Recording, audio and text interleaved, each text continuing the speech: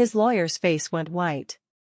I mean, completely white, like someone had drained all the blood right out of him. Bradley Whitmore, the most expensive divorce attorney in the state, the man who never loses, stood there with trembling hands, flipping through documents he clearly did not expect to see. My husband, Vincent, sat next to him, and I watched his confident smirk melt away like ice cream on a hot sidewalk. Pure terror replaced it. The man who told me to get out of his house. The man who called our daughter disgusting names. The man who thought he was about to take everything from me. He finally understood. He had already lost. But let me tell you how I got there. Because 7 weeks ago, I was the one who thought my life was over. My name is Miranda Lowry. I'm 34 years old. And for 10 years, I believed I had a good marriage. Not perfect, but good. I was a forensic accountant before I became a mom. A really good one, actually. I found hidden money for a living. I uncovered fraud schemes that executives thought were bulletproof. But when my daughter Hazel was 2 years old and got diagnosed with a chronic respiratory condition, Vincent convinced me to stay home. She needed me, he said. He made enough money for both of us, he said. I could always go back to work later, he said. So I gave up my career to raise our child and support his dreams. Funny how that works out sometimes. That Tuesday evening started like any other. I was making dinner. Hazel was doing homework at the kitchen table. And Vincent came home early. That should have been my first warning sign. Vincent never came home early. He loosened his tie, sat down at the table across from our daughter, and calmly announced that he had filed for divorce. Just like that, like he was telling me he picked up dry cleaning. But then he kept talking, and every word hit me like a punch to the stomach. He wanted everything. The house, the cars, the investment accounts. He had already hired Bradley Whitmore, and I should just accept that I was going to lose. Then he looked at Hazel, our 8-year-old baby girl, who was sitting right there listening to every word, and he said something I will never forget. He said he didn't need me or my stinky sick daughter. He actually called her that, stinky. Sick, like she was garbage to throw away. Hazel burst into tears. I held her while my entire world collapsed around us. And Vincent just sat there looking annoyed like our pain was an inconvenience to his schedule. The doorbell rang. Of course it did. Because when your life falls apart, there's always someone waiting to make it worse. Vincent's mother, Dolores, walked in without waiting for anyone to answer. She had a key, naturally. Dolores had boundary issues the way the ocean has water issues. She swept into my kitchen like she owned the place, which I suppose she now believes she did, and immediately started measuring the windows, actually measuring them. She had a little tape measure in her designer purse, and she was checking dimensions for new curtains while my daughter sobbed in my arms. Dolores never liked me. From the day Vincent introduced us, she made it clear I wasn't good enough for her precious boy. I came from a regular middle-class family. I went to a state college. I didn't have the right pedigree or the right connections or apparently the right window treatments. For 10 years, she dropped little comments about my cooking, my housekeeping, my parenting, my everything. Now she was triumphant.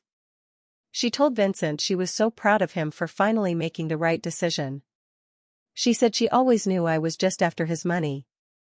The irony of that statement would become clear later, but at the time it just hurt.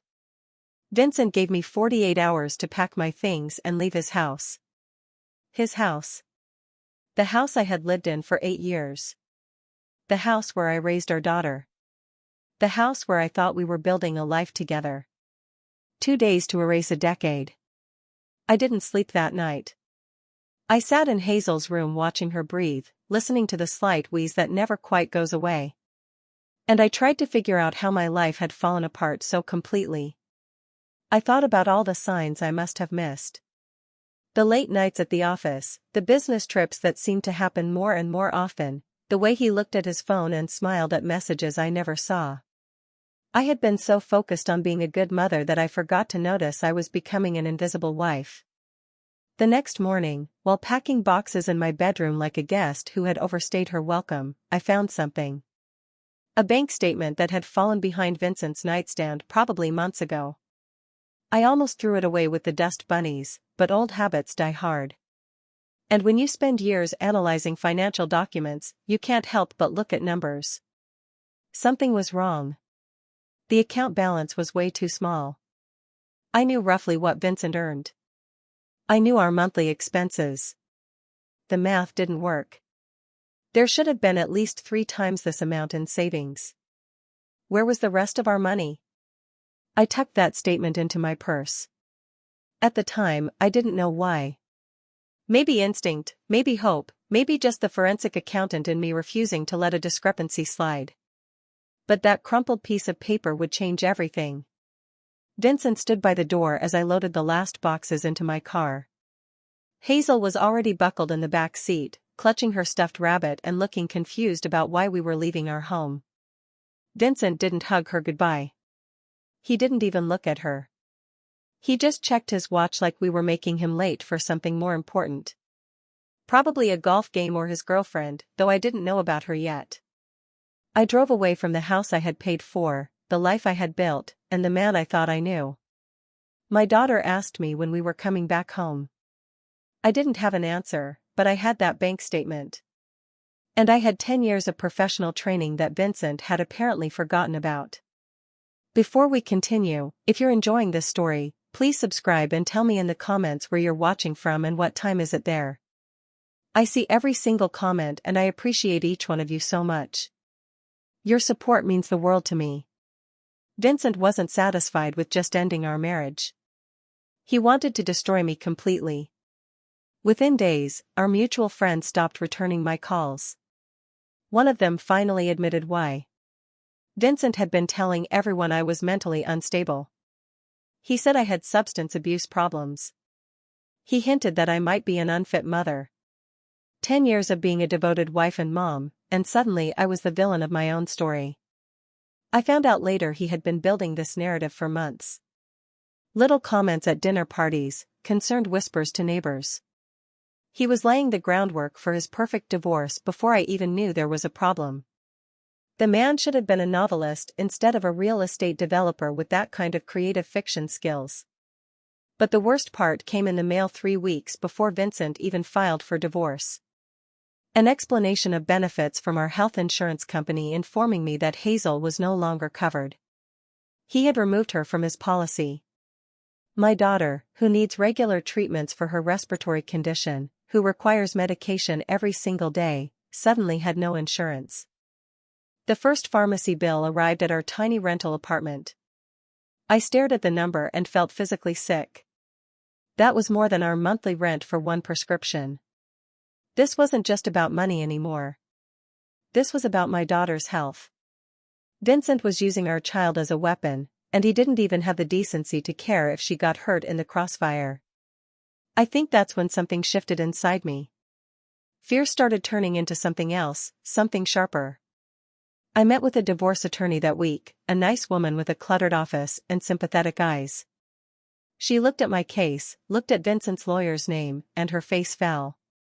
Bradley Whitmore. She actually sighed out loud. She told me I should probably just take whatever settlement he offered because fighting Bradley Whitmore was like fighting a tsunami with an umbrella. Great. Very encouraging. I asked how much Whitmore charged per hour, and she told me.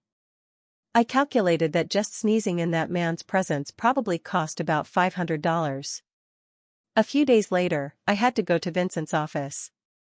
During divorce proceedings, both parties have the legal right to request financial documents. I needed copies of tax returns and business statements. Vincent's secretary, a quiet woman named Ruth, helped me gather what I was entitled to see.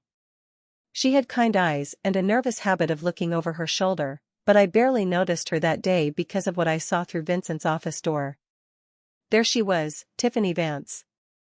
26 years old, blonde highlights, designer clothes draped over my husband's desk like a human decoration. She was laughing at something Vincent said, touching his arm in that way women touch men they're sleeping with. And when she saw me standing in the doorway, she smiled, not embarrassed, not apologetic, smug. She looked at me like I was already yesterday's news. And she was the shiny new tomorrow. The affair had been going on for 2 years. 2 years of lies. 2 years of business trips that weren't business trips. 2 years of late nights at the office that were very much not about work. While I was home taking care of his daughter, managing his household, supporting his career. He was building a whole separate life with someone else. I went home and made the mistake of checking social media. Tiffany's Instagram was a monument to my husband's betrayal. Photos from Paris, romantic dinners, and restaurants. Vincent always said were too expensive. Beach vacations and places we never visited as a family. Caption after caption about living her best life with #blessed and #grateful. I was grateful too. Grateful I hadn't eaten dinner yet because I definitely would have lost it. Then came Dolores's contribution to my public humiliation. She posted a long message on social media about how happy she was that her son had finally gotten rid of the gold digger who had trapped him. She wrote about how Vincent deserved better than a woman who couldn't even produce a healthy grandchild. She said, "My family had defective genes." She actually typed those words where everyone could see them. The comments filled with sympathy for poor Vincent and his difficult decade married to someone like me. The settlement offer arrived by certified mail. Bradley Whitmore's letterhead was very impressive, probably cost a fortune just to print. Vincent was being so generous, the letter explained. He would let me keep my personal clothing and my car, which was titled in my name anyway. Everything else went to him, the house, all investments, retirement accounts. I would receive minimum child support based on his reported income, which I already suspected was much lower than his actual income. I had 30 days to accept this offer or face the full force of his legal team in court. I sat at my kitchen table in that cramped rental apartment, listening to Hazel cough in the next room, and I felt something I hadn't felt in weeks. Not despair, not fear, clarity. Vincent had forgotten something important about me. He remembered the wife who made his dinner and raised his child and smiled at his mother's insults. He forgot the woman who used to tear apart fraudulent financial statements for a living. He forgot that before I was Miranda Carrington, the homemaker, I was Miranda Lowry, forensic accountant, and I was very, very good at my job. I pulled out that crumpled bank statement from my purse. The numbers still didn't add up. And now I was going to find out why. I hadn't used my forensic accounting skills in 6 years. But it turns out that kind of training doesn't disappear. It just waits like a computer in sleep mode, ready to wake up when you need it. I started spreading documents across my kitchen table every night after Hazel went to bed. Bank statements, tax returns, credit card bills, anything I could legally obtain through divorce discovery. Plus the records I had kept over the years because accountants are natural hoarders of paperwork. My grandmother used to say that numbers don't lie, but people use numbers to lie all the time. Finding the lies was my specialty, and Vincent had been lying for a very long time. I called my old college roommate, Patricia Holbrook. Patricia and I had studied forensic accounting together, pulled all-nighters before exams together, and dreamed about catching corporate criminals together.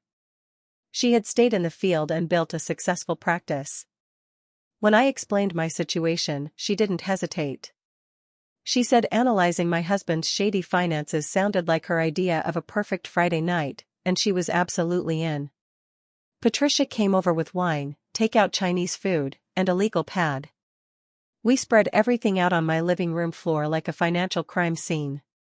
Within 2 hours, she was pointing at numbers and making that face she used to make in college when she found something juicy.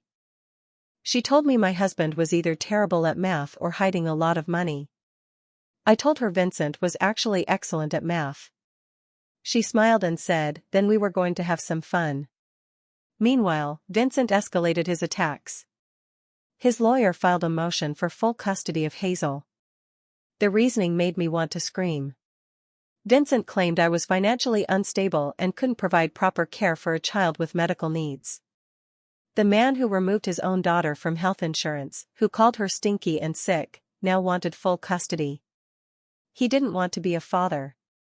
He never really had been one, but he knew threatening to take my daughter would hurt me more than anything else. Hazel was a chess piece to him, a way to force me to surrender. But I wasn't surrendering. Not anymore. The first discovery came after 3 nights of digging. Hidden accounts. Vincent had opened investment accounts at a different bank than our regular one. Accounts that were never disclosed on our joint financial statements. The total in those accounts was over $200,000. Money he had been siphoning from his business income for years, claiming it went to expenses and taxes. Money that should have been marital property. Money that would have paid for Hazel's medical care without me lying awake at night wondering how I would afford her prescriptions. But the house was the real revelation.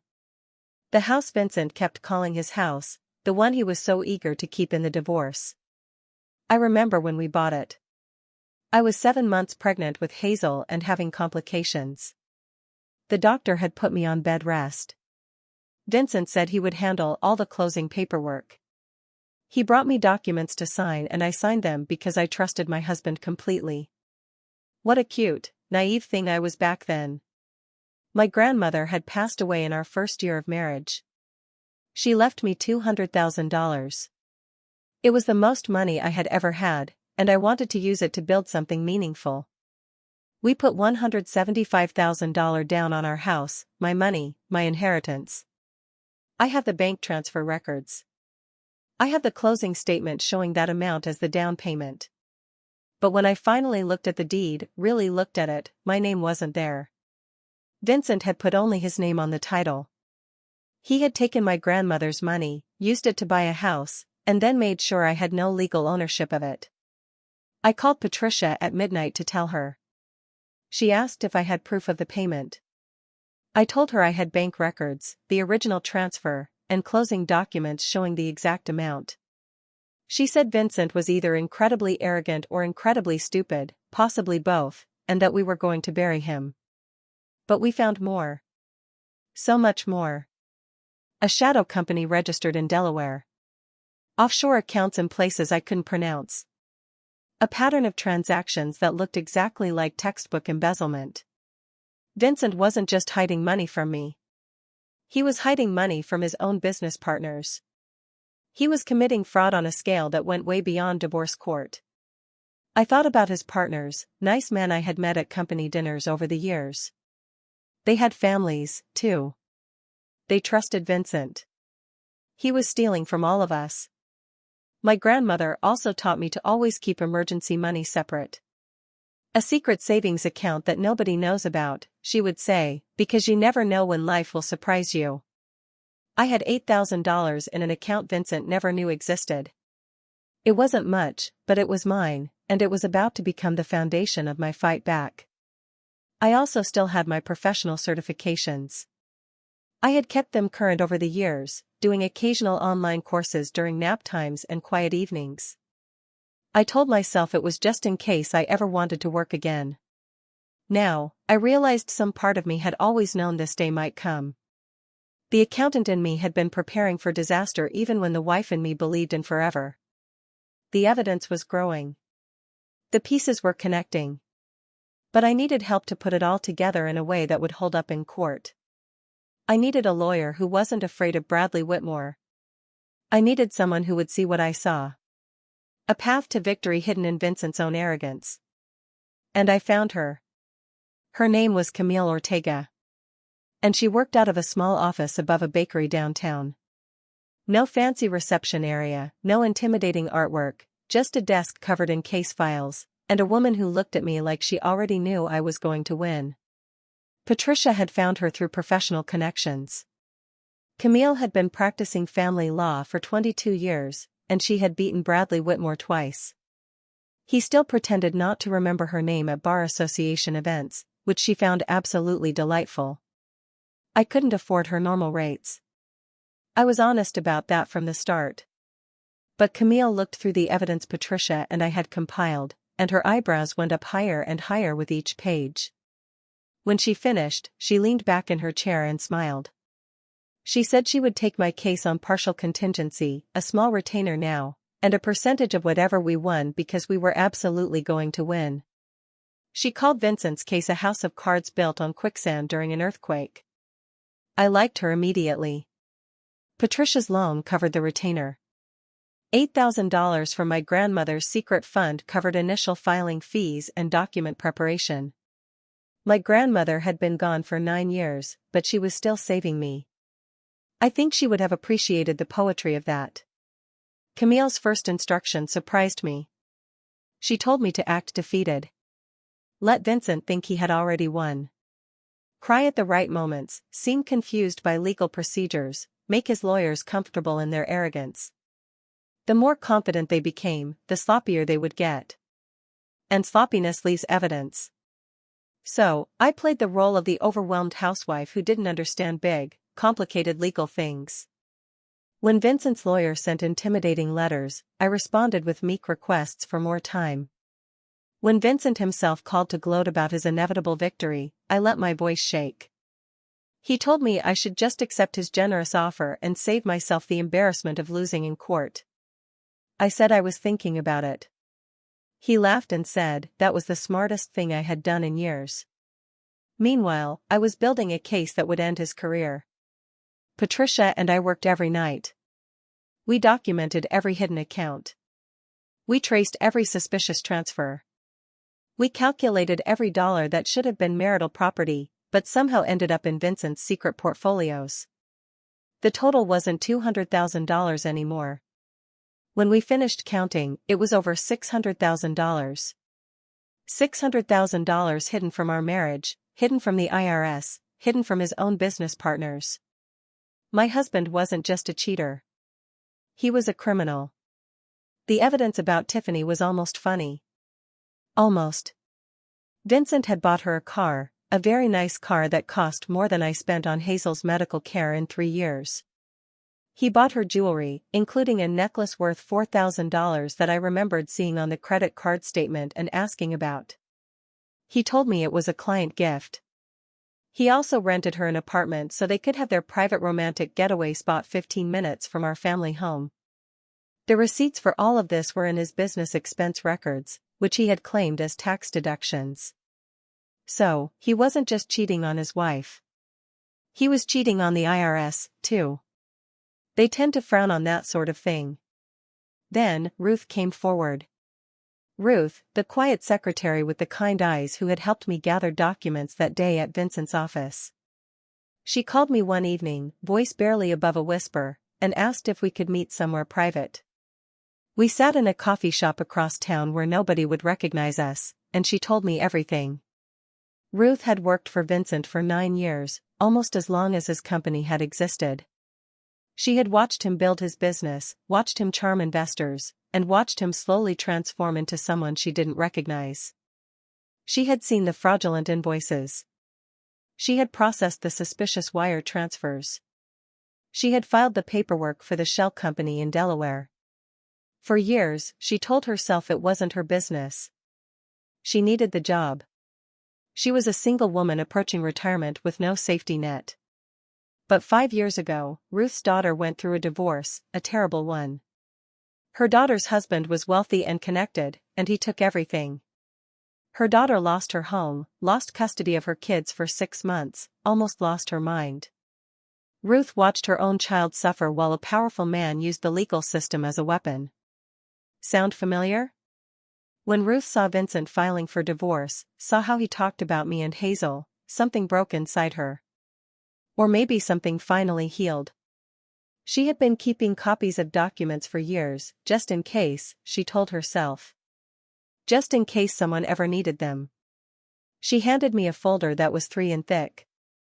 It was everything. Records Vincent thought had been deleted. Emails he assumed were gone forever. The complete paper trail of his fraud organized chronologically and cross-referenced by transaction. Ruth had been a secretary for 30 years. And apparently secretaries know where all the bodies are buried. Metaphorically speaking, of course. No actual bodies in this story. I asked Ruth if she understood what would happen when this came out. She would lose her job. Vincent would probably try to sue her. Her retirement plans would be complicated at best. Ruth smiled and said she was 62 years old and she was tired of being complicit in hurting good people. Some things matter more than a pension. Besides, she added, she had already applied for a job at her cousin's accounting firm. They were expecting her to start in a couple of months. Camille nearly cried when she saw Ruth's documents. She said this was the most beautiful evidence package she had ever received. We now had enough to win the divorce case 10 times over. But more importantly, we had enough to trigger federal investigations, tax fraud, wire fraud, embezzlement from business partners. Vincent wasn't just going to lose his divorce. He was going to lose everything he had ever stolen. We prepared 3 copies of the complete evidence file. One for the court, one that would be anonymously delivered to the IRS because I am a good citizen who believes in paying taxes, and one that would arrive at the offices of Vincent's business partners 2 days before our final hearing. They deserved to know who they were working with. The hearing was scheduled for 7 weeks after Vincent filed for divorce, expedited because of the child custody issues and Camille's emergency motion regarding fraud in Vincent's financial declarations. The judge assigned to our case was Ella Laner Fitzgerald, known for having zero tolerance for lying in her courtroom. Things were coming together. Vincent called me 2 days before the hearing. He sounded relaxed, happy even. He said he was looking forward to finally putting this behind us. He mentioned that he and Tiffany were planning a trip to celebrate after his victory. The Malda, very romantic, very expensive. He suggested I use my settlement money wisely since it would be the last help I ever got from him. I said I appreciated the advice. I wished him safe travels and I hung up the phone and laughed until I cried. He had no idea. No idea at all. The courtroom was smaller than I expected. Wood paneling, fluorescent lights, the faint smell of old paper and anxiety. I had dressed carefully that morning, professional, but not flashy, the kind of outfit that says, I am a responsible mother, not a gold digger.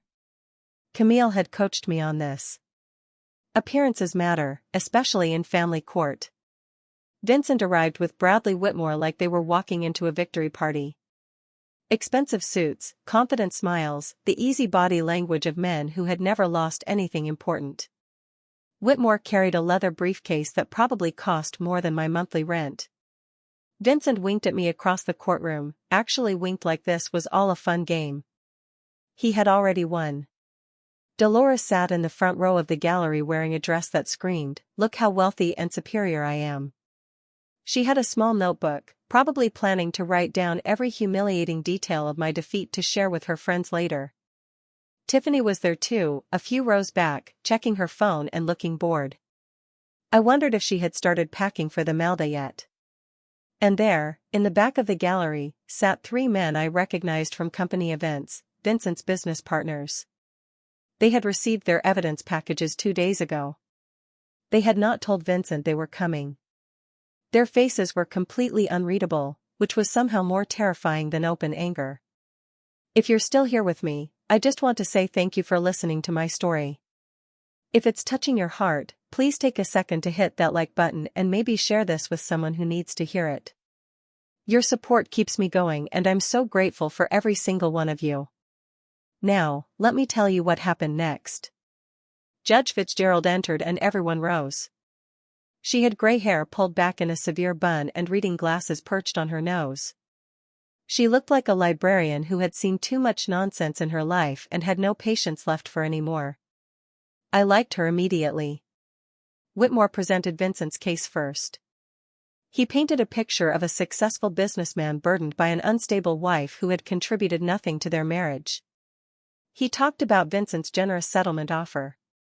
He expressed concern for poor Hazel, who clearly needed a stable home environment that only her father could provide. He used words like erratic and financially irresponsible and pattern of concerning behavior. It was a masterful performance, complete fiction, but masterful. Then it was Camille's turn. She started small. Simple questions about our marriage, our home, our finances. Vincent answered confidently. Yes, the house was purchased during their marriage. Yes, it was titled in his name only. No, his wife had not contributed to the purchase. She was not employed at the time. Camille nodded thoughtfully. Then she introduced Exhibit A. The bank records showing a wire transfer of $175,000 from my personal account to the closing company 8 years ago. The amount exactly matching the down payment on the house. The date exactly matching the closing date. The memo line reading house down payment in my own handwriting. Vincent's smile flickered. Whitmore leaned over to whisper something. The judge's eyebrows rose. Camille introduced Exhibit B, documentation of my grandmother's estate, showing the inheritance I received. The source of those funds traced clearly from her accounts to mine to the house purchase, a house that Vincent claimed I had not contributed to. The judge asked Vincent directly if he had any explanation. He stammered something about joint finances and marital contributions being complicated. She did not look convinced. Then came the hidden accounts. Exhibit C through Exhibit J, investment portfolios totaling over $600,000. Accounts opened solely in Vincent's name at banks I had never heard of. Deposits that matched exactly with discrepancies in his reported business income. Money that should have been disclosed as marital assets, money that had been hidden from me and from this court. Whitmore's face changed. The confident lawyer mask slipped, revealing something like panic underneath. He objected repeatedly. The judge overruled him repeatedly. Vincent was no longer smiling. He was staring at the documents like they might burst into flames if he concentrated hard enough. Camille introduced the shell company records, the offshore accounts, the pattern of transactions that spelled fraud in letters a mile high. She explained calmly that these documents had also been provided to Mr. Carrington's business partners who were present in the courtroom today. She added that the information may also be of significant interest to certain federal agencies. Vincent turned around and saw his partners for the first time. The color drained from his face. One of them, a man named Gregory, who had always been friendly to me at holiday parties, just shook his head slowly. The disappointment in his eyes was devastating. Bradley Whitmore asked for a recess. His hands were actually trembling.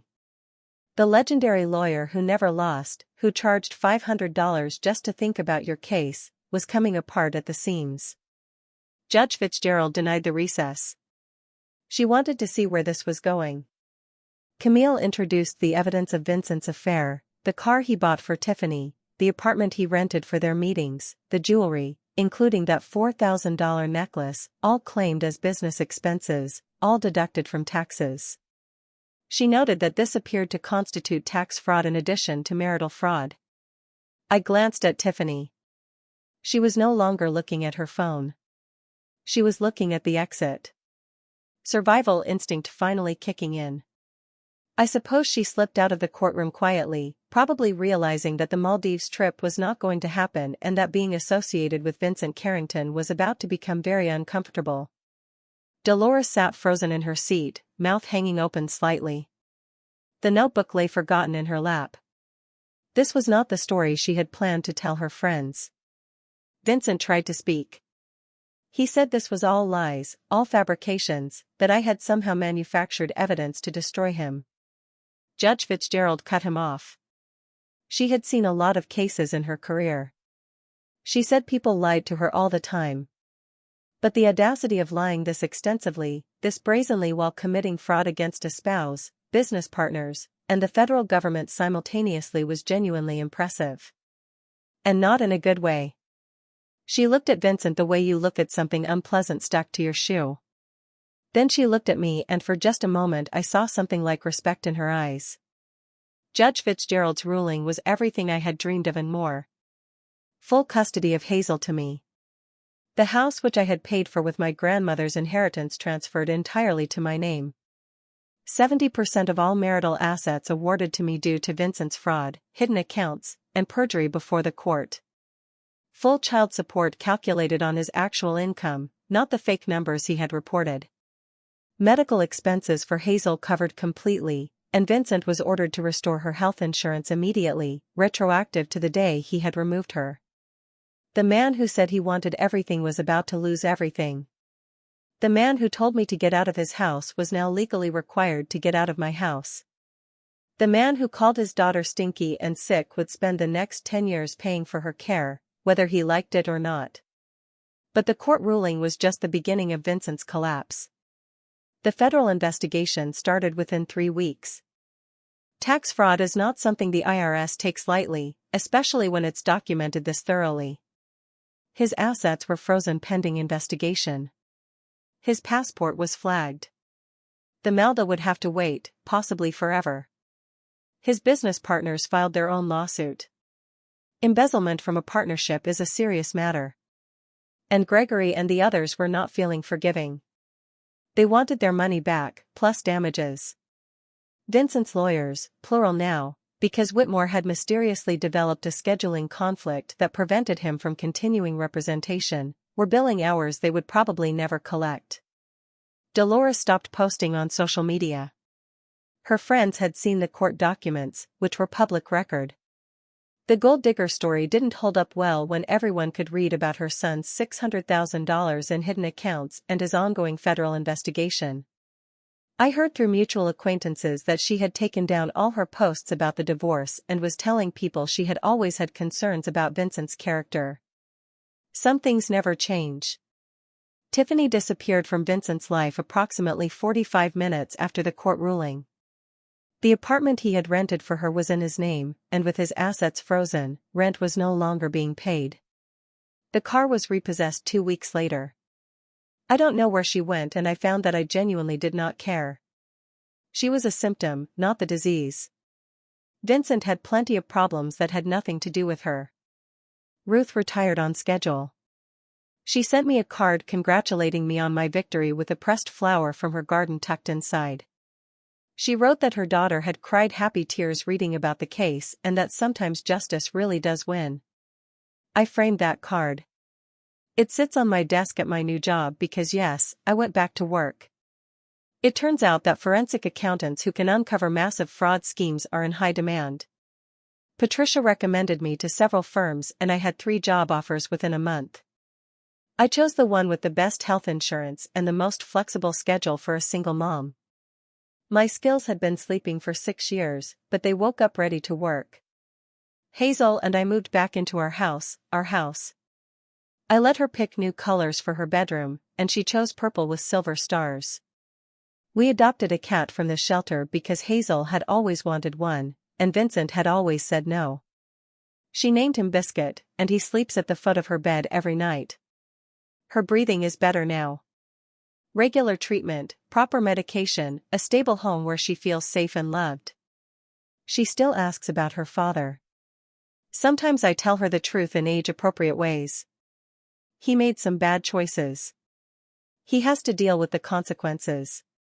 We will be okay. Last month, I ran into Vincent at the grocery store. He looked smaller somehow, diminished. The expensive suit was gone, replaced by wrinkled khakis and a shirt that needed ironing. He saw me and opened his mouth like he wanted to say something, but no words came out. I walked past him without stopping. I had nothing left to say to him. Some people think being quiet means being weak. Some people confuse patience with surrender, and some people really should pay more attention to their wife's career history before trying to steal everything she has. My grandmother used to tell me that the universe has a long memory and a good sense of timing. I didn't always believe her, but sitting in my kitchen now, watching Hazel play with Biscuit in the backyard of the home I fought for, I think maybe she was right. Justice doesn't always come fast, but when it comes complete. Thank you so much for watching. More of my most gripping stories are already on your screen. Click one now and don't miss the best part. You will love it. See you in the next.